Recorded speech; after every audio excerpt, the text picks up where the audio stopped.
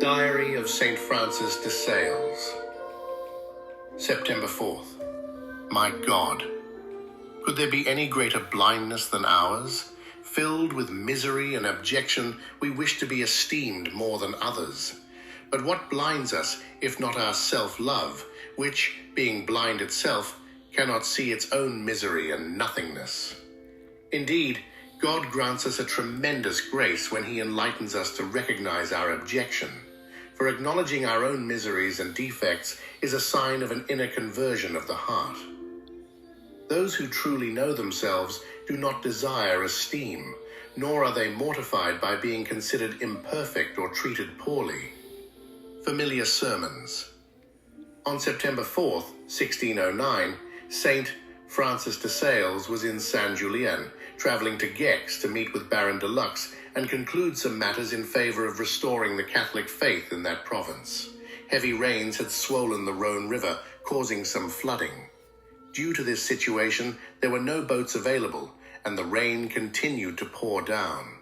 The saint and his companions faced the difficult choice of returning and missing the meeting, or passing through the city of Geneva, where great dangers loomed due to Protestant threats. All advised returning to Savoy, but the watchful pastor, who never retreated when it came to serving God and his flock, said with a smile, "Everyone has given their opinion. I will go celebrate Mass and then give mine." While celebrating, he seemed to be in ecstasy. When he came down from the altar, he immediately declared his desire to pass through Geneva. His companions, 12 in number, asked him the name he should register under at the city's entrance. He told them, "Give my true name and simply say, 'It is the Bishop of the diocese.'" And so they did. The holy bishop entered Geneva. The gate guards recorded in their book, "The Lord Bishop of the diocese," and since it was the time when the Protestant minister's sermon took place, during which the city gates were not opened, the saint and his companions had to wait an hour at the White Cross Inn until the sermon ended and the gates opened. They then quietly left the city, with no one suspecting that the registered bishop of the diocese was actually the Bishop of Geneva. When the Geneva authorities realized, they were furious and enraged, circulating a notice with threats against the holy man, daring him to try such a move again.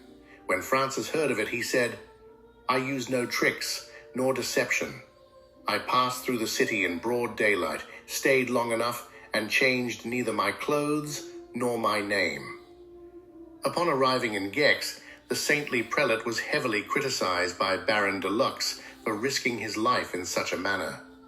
He responded, "But I traveled under the shadow of the Lord, my God, in whom I have placed all my trust. In any case, since my life is useless to those poor people, my death would have brought them no benefit." Now let us bless God, for we should no longer fear a danger that has passed.